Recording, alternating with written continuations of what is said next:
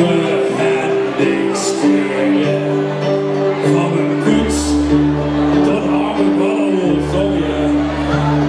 Dat stukje sla ik over, want dat zit die winkse wat.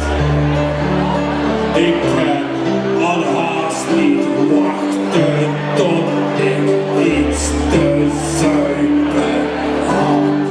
Valkenburg?